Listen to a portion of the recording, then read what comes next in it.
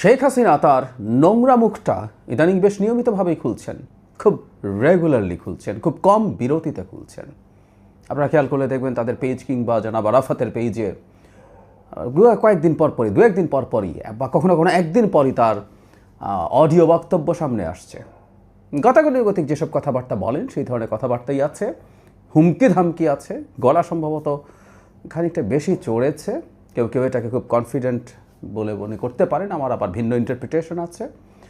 আমার খুব ভালো লাগছে, আমি তখন তার বক্তব্য শুনি। আমি এই ভিডিওটা করার আগে যেহেতু ফেসবুকে তার একটা বক্তব্য ছড়িয়ে পড়েছিল, তিনি ময়লা সাফ করবেন, বলতে কি বুঝিয়েছেন সেই জায়গায়ও আসবো। তারপর আমি ঢুকে কয়েকটা বক্তব্য একটু ভালোভাবে শুনলাম এবং আমি প্রায় বলি, আমি অন্য ধরনের আনন্দ বোধ করি, প্রবল পরাক্রমশালী এক স্বৈরাচার তার মিথ্যা ফালতু আস্ফালন শোনার চেয়ে ভালো বিনোদন আসলে আর কিছু হয় না। তার এই বক্তব্যের ব্যাপার নিয়ে কথা বলবো, একই সাথে তার এই বক্তব্যের সূত্রে ভারতের আহাম্মকি নিয়েও কথা বলতে চাই। সেই দুটো ইনফ্যাক্ট এটার সাথে রিলেটেড, শেখ হাসিনা বসে বসে যা করছেন সেই প্রসঙ্গে। যাই হোক, তার কয়েকটা অডিও শুনলাম। এগুলো এখন আর এরকম রীতিমতো এটা স্পিচের মতো দেন, আমরা যেভাবে ভ্লগ করি। আমি প্রায় বলি যে ওনার যদি একটা ভিডিও বক্তব্য আমরা দেখতে পারতাম ভালো হতো। ওটা উনি দেখাবেন না, আমরা নিশ্চিত থাকতে পারি।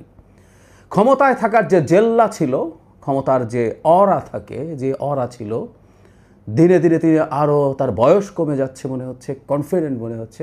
সেই শেখ হাসিনার নাই, এক পরাজিত বৃদ্ধার চেহারা এখন শেখ হাসিনার। আমি নিশ্চিত এ কারণে তিনি ভিডিও কলে আসেন না, হয়তো ভিডিও কলে আসতে পারতেন। তিনি কোন রুমে আছেন, একটা রুমের ওয়াল বা পর্দার সামনে যদি বসে করেন, তার লোকেশন বোঝা যাওয়ার কোনো কারণ নেই। অডিও যদি পারেন ভিডিও দিতে পারতেন, বরং ভিডিওর কমিউনিকেশন ইজ বেটার। অনেকবার আমরা বলেছি, আপনি অডিও কলে সর্বোচ্চ 45% কমিউনিকেশন হতে পারে, বাকি 55% তার ফেশিয়াল এক্সপ্রেশন, তার বডি ল্যাঙ্গুয়েজ, এগুলো বাকিটা হয়। উনি বেটার কমিউনিকেট করতে চাইলে ভিডিও কল করার কথা ছিল, করছেন না, কারণ ওনার ওই চেহারা দেখার জায়গায় নাই। শিওর আমরা হতে পারি। যাই হোক, এবার যিনি যা করছেন, যা করেন বরাবরের মতো, কিছু হুমকি বেশি আছে, সেটা নিয়ে পরে আসছি। ডক্টর ইউনূসের তীব্র সমালোচনা করেছেন। ডক্টর ইউনূস টাকা চুরি করছেন, এটা করছেন, সেটা করছেন, এবং এই মুভমেন্টের মধ্যে তার মিটিকুলাস ডিজাইনে সব খুন হয়েছে। মুগ্ধ, সাইদ, সবার নাম নিয়ে বলছেন যে কেউই তার বাহিনীর ওই সময়কার গুলিতে মারা যায়নি, তাকে সব মিটিকুলাস ডিজাইনের মাধ্যমে গুলি করে হত্যা করেছে ইউনূসের লোকজন ভেতর থেকে। এবং বরাবরের মতো তার কি অপরাধ আবার বলছেন। তার এটাও আমার খুব মজা লাগে, তিনি তার এই স্পিচগুলোতে মাঝে মাঝে আমার কি অপরাধ, আমরা অনেকে বলি যে আওয়ামী লীগ, তার মধ্যে কোনো অনুতাপ নাই, তার মধ্যে কোনো রকম কোনো দুঃখবোধ নাই যা হয়েছে সেটার জন্য। আসলে থাকবে কেন? যিনি নিয়মিতভাবে বলেন, তিনি খুঁজেই পান না তার অপরাধ কী, সুতরাং তার অনুতপ্ত হবার তো কোনো কারণ নেই। একদম প্লেন অ্যান্ড সিম্পল ওনার অপরাধ। আমি কি দেশকে উন্নতি করতে চেয়েছি, তারপর কিছু ডেটা তার মুখস্থ আছে, দারিদ্র্যের হার ওনার সময় কী ছিল, প্রত্যেকটা ফেক ডেটা, প্রত্যেকটাই ম্যানুফ্যাকচার্ড ডেটা। সেগুলো কিছু বলেন, বলে এই করে ফেলেছি, এসব বলে আমি কি, এটাই কি আমার অপরাধ? আমি কি এই জন্যই আমার এই হলো? আর ইউনূস এসে এটা করছে, ওটা করছে, খুব স্বাভাবিক। আমি প্রায় বলি, শেখ হাসিনা কাটা ঘায়ে নুনের ছিটা। শেখ হাসিনার পতনের পর ডক্টর ইউনূস না আসলে সম্ভবত ওই নুনের ছিটাটা হতো না। এটাও দারুণ এনজয়েবল, এই নুনের ছিটাটাও হলো অসাধারণ। এটা অন্য কেউ দায়িত্ব নিলেই কাটা ঘায়ে নুনের ছিটাটা হতো না। উনি হুমকি দিচ্ছেন বিএনপিকে, জামায়াতকে, এবং প্রত্যেকটা নামধাম নাকি লিখে রাখছেন তিনি। এখানে একটা অডিও কল একটা ইন্টারেস্টিং জিনিস বলেছে, জামায়াত সব প্রশাসন দখল করে ফেলেছে, আর বিএনপি নাকি চাঁদাবাজি করছে এবং আওয়ামী লীগকে ধরপাকড় করছে। এবং বিএনপিকে তিনি খানিকটা বলছেন যে আওয়ামী লীগ যদি না থাকে তাহলে বিএনপিরও ক্ষতি আছে। আমি জাস্ট ওনার বক্তব্যটা আপনাদেরকে জানিয়ে রাখলাম। কিন্তু উনি বলছেন একটা সময় তিনি জেলে থেকে বিরাট উন্নয়নের লিস্ট নাকি করেছেন, এটা করবেন, ওটা করবেন, রূপকল্প 2021 ইত্যাদি ইত্যাদি। এখন তিনি রীতিমতো নামটাম লিখছেন, তার দলের লোকজনের ওপরে যেসব সমস্যা হচ্ছে, হামলা হচ্ছে, তার ভাষায় তারা যারা করছে তিনি তাদেরকে দেখে নেবেন, ময়লা সাফ করবেন। এবার উনি এটা করছেন, ময়লা সাফ করবেন, এবং খুব বেশি সময় বাকি নেই। একটা অডিওতে তিনি দেশবাসীকে রুখে দাঁড়াতে বলছেন। তার দলের লোকজনই রুখে দাঁড়াচ্ছে না, দেশবাসী রুখে দাঁড়াবে। যাই হোক, উনি বলছেন, এবং ডক্টর ইউনূসের যে অপশাসন, সেই অপশাসনের বিরুদ্ধে সবাইকে একত্র হয়ে দাঁড়ানোর আহ্বান জানাচ্ছেন। এখন দেশবাসী বলেন, এগুলো আমাদের দেশের পলিটিক্যাল লিডারদের এক ধরনের টেন্ডেন্সি আছে, কিন্তু শেখ হাসিনা আসলে কথা বলছেন কেন? তার গলার স্বর আরেকটু চড়ছে, আরেকটু উঁচু হচ্ছে বলে আমি যেহেতু 5 আগস্টের পরবর্তী সময় থেকে অনেক ক্ষেত্রে তার এই ধরনের বক্তব্য শোনার চেষ্টা করেছি, আমার মনে হলো যেটা স্বর চড়াচ্ছেন, এই যে আমি শুরুতে আবার বলছিলাম যে তারা এগুলো চলুক, আবার আমার ভাল লাগছে। আসলে শেখ হাসিনাও জানেন যে তার এটুকু তার বোঝার জ্ঞান থাকার কথা, যে তার এই ধরনের বক্তব্য দিনের শেষে এই যে যার জনগণ, সাধারণ জনগণ, যারা নন আওয়ামী লীগার, তাদেরকে ক্ষুব্ধ করে, তাদের ঘৃণাবোধ তৈরি করে, তাদের ক্রোধ তৈরি করে, কোনো সন্দেহ নেই। এই জন্য বলছি এগুলো চলুক, যেগুলো শেখ হাসিনা যতদিন করবেন, শেখ হাসিনা আবারও মানুষের সামনে তার সেই নোংরা মুখ যত বেশি খুলবেন, তত বেশি তিনি ঘৃণিত হতে থাকবেন, এবং আমাদের ভেতরে শেখ হাসিনার প্রতি যে তীব্র ক্রোধ এবং ঘৃণা ছিল সেটা উস্কে যেতে থাকবে। সেই কারণে আমি বলছি, আই লাইক দ্যাট।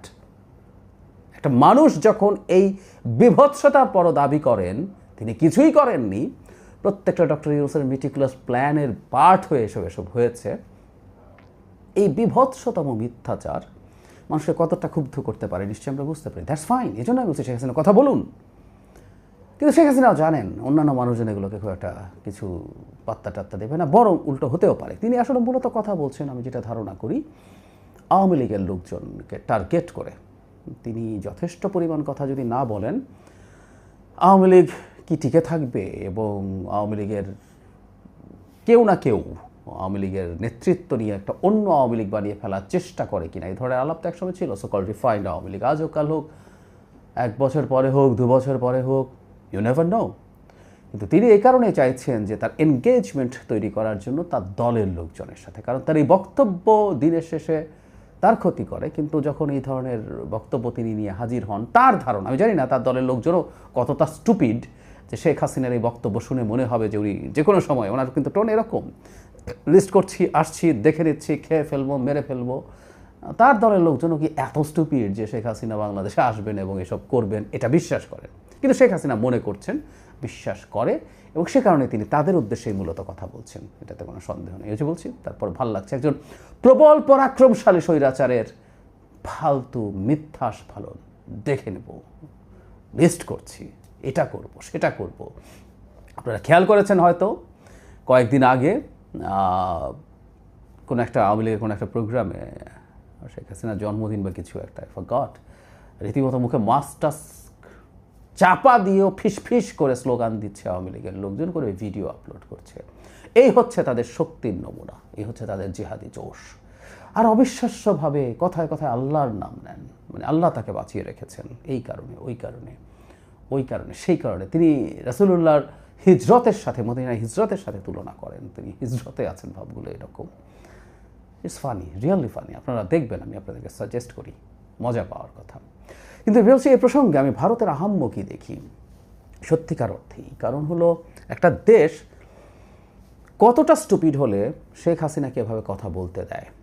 মানে বাংলাদেশের মানুষ ভারতের কৃতকর্মের জন্য, এটার জন্য এককভাবে ভারত দায়ী। কৃতকর্মের জন্য বাংলাদেশের মানুষ ভারতের উপরে ক্ষুব্ধ ছিল, ভারতের উপরে রাগ ক্ষোভ ঘৃণায় পরিণত হয়েছে। শেখ হাসিনা যত এই দেশের মানুষকে ক্ষতিগ্রস্ত করেছেন, অত্যাচার করেছেন, প্রত্যেকটার কাছে মানুষ কারণের সাথে মানুষ রাইটলি ভারতকে যুক্ত করেছেন।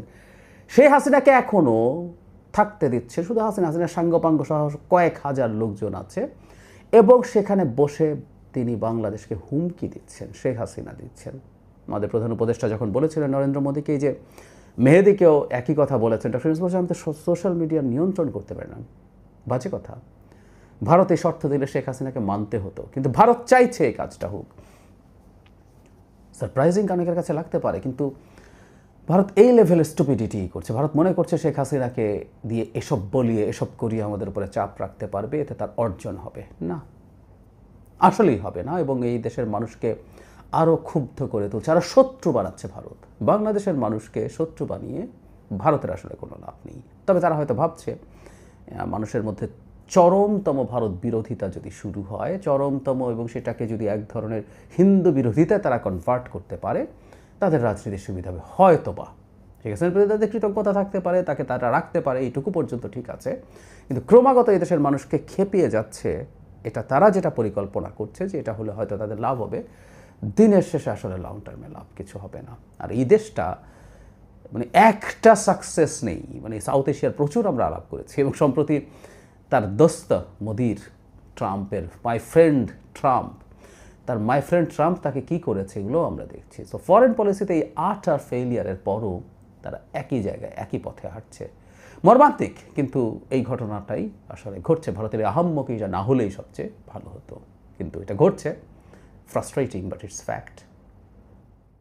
ভারত এটা ভুলে যায়, তার মাটিতে বসে যখন আওয়ামী লীগকে আশ্রয় দিয়ে এই ধরনের বাংলাদেশ বিরোধী হুমকি ধামকি এবং বাংলাদেশের ভেতরে ডিস্টারবেন্স তৈরি করা, বাংলাদেশের ভেতরে কেওস তৈরি করার জন্য রীতিমতো পেলে পুষে রাখছে ভারত কাউকে, তখন ভবিষ্যতে কোনো দিন বাংলাদেশের মাটিতে ভারতের বিরোধী কোনো কর্মকাণ্ড কখনো যদি হওয়ার প্রবাবিলিটি তৈরি হয়, একসময় ছিল এটা। আমরা প্রায় একটা কথা বলতাম যে বাংলাদেশকে এই জিনিসগুলো খুব স্ট্রংলি প্রিভেন্ট করতে হবে, এগুলো হতে দেওয়া যাবে না। কিন্তু ভারতের কি আর আসলে তখন মুখ থাকবে যে সে বাংলাদেশের মাটিতে ভারত বিরোধী কিছু হচ্ছে কিনা সেটার বিরুদ্ধে কথা বলার? আমি একটা কথা বারবার বলার চেষ্টা করছি, ভারতের মতো দেশের এই জায়গাগুলো চিন্তা করা দরকার। তারা করছে বলে মনে হয় না, তারা মনে করছে গায়ের জোরে যে কোনো কিছু করতে পারে। আমিও ব্যক্তিগতভাবে প্রচুর বলেছি ভারতের ইন্টিগ্রিটি, ভারতের জিওগ্রাফিক্যাল ইন্টিগ্রিটির উপরে কোনো রকম চাপ তৈরি হয়, কোনো রকম কোনো সংকট তৈরি হয়, এমন কিছু বাংলাদেশ কোনোভাবেই করা উচিত হবে না। কিন্তু যে ভারত বাংলাদেশের ওপরে বাংলাদেশের অস্থিরতা অশান্তি তৈরি করার জন্য এলিমেন্ট তার মাটিতে রেখেছে, এক সময় তো তাকে সাপোর্ট দিয়ে করেছেই, এখন মাটিতে রেখে করছে, সেই ভারতের কতটুকু নৈতিক শক্তি থাকবে বাংলাদেশকে ভবিষ্যতে এই ধরনের কোনো পরিস্থিতি যদি হয় সেই কথা বলার ভারতের বিবেচনা করা দরকার।